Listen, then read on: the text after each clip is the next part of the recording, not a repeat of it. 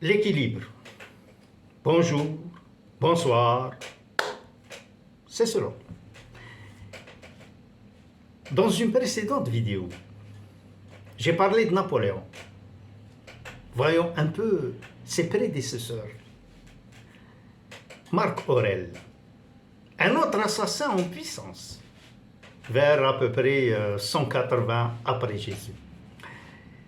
Il a fait la guerre durant pratiquement tout son règne, presque 20 ans, avec seulement 4 ou 5 ans de paix, pour étendre la domination romaine, comme il disait.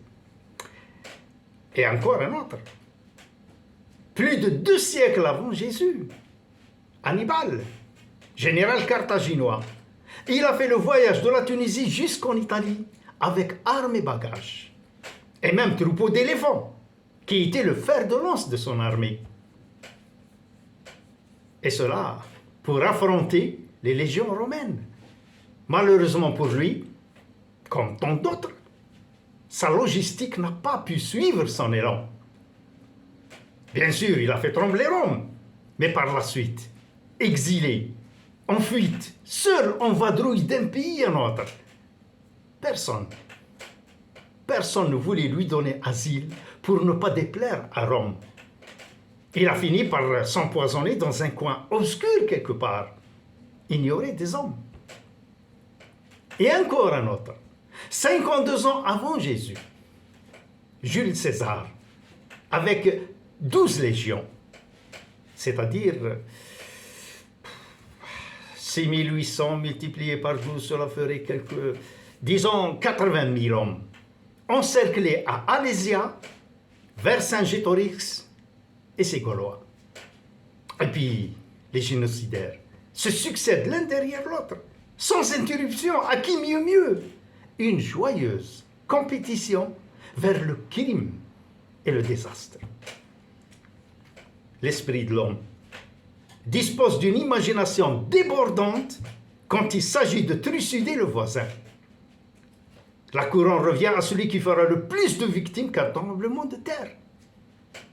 Il y a des hommes qui trouvent leur bonheur juste à observer le monde en train de brûler. En définitive, il est imprudent d'être en vie.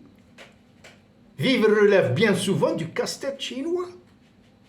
Dans certaines époques, survivre est un art, est un exercice des plus difficiles. Imaginez une famille juive en Europe, à la fin des années 30. C'est dingue.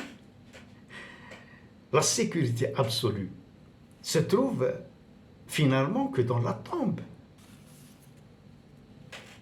Pour illustrer ce que je viens de dire, je vous cite de mémoire un passage de Yasmina Khadra. Je ne sais plus dans quel livre.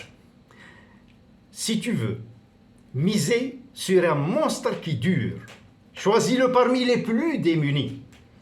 Du coup, il rêvera d'un empire jalonné d'abattoirs, et dès lors, s'il disposait d'une paire d'ailes, il voudrait supplanter Satan. Fin de citation. Vous savez, le péché n'est pas de tuer la bête. Le péché, c'est de tuer l'homme. Mais souvent, je confonds les uns avec les autres.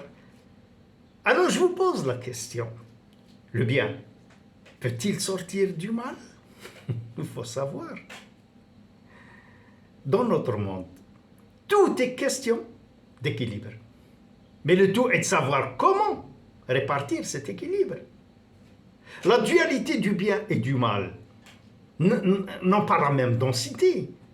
Le mal est beaucoup plus léger. C'est pourquoi il se faufile partout. Et que tout le monde emporte un bon paquet sur soi. L'équilibre du bien et du mal n'est jamais 50-50.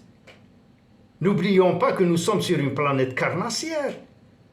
Ou même, certaines innocentes plantes ont fini par développer un processus pour capturer les insectes. Et même parfois les oiseaux. On ne peut pas dire aussi un plaisir quelque part contre un malheur ailleurs. Disons plutôt, pour un plaisir, beaucoup de malheur. Cela se rapproche de la réalité. Je vous donne encore une image. Un quintal de plomb. Vous aurez pour le même poids un grand tas de foin. Donc, pour que vive un Staline, il faut des millions de morts. Un Napoléon, un Hitler, un Pol Pot, etc. Et même un tueur en série. Voilà pour l'équilibre de notre monde. Il ne s'agit nullement d'une vie contre une mort. Pour qu'un lion vive sa vie de lion, il faut la mort de près de 1000 herbivores. Et c'est valable pour toutes les espèces, y compris et surtout, devrais-je dire, l'homme. Il faut beaucoup de morts, énormément de morts et de malheurs pour faire une vie sur notre planète. Réfléchissez à la question. Mais en attendant la réflexion, si vous le voulez bien, faites un like. Ciao.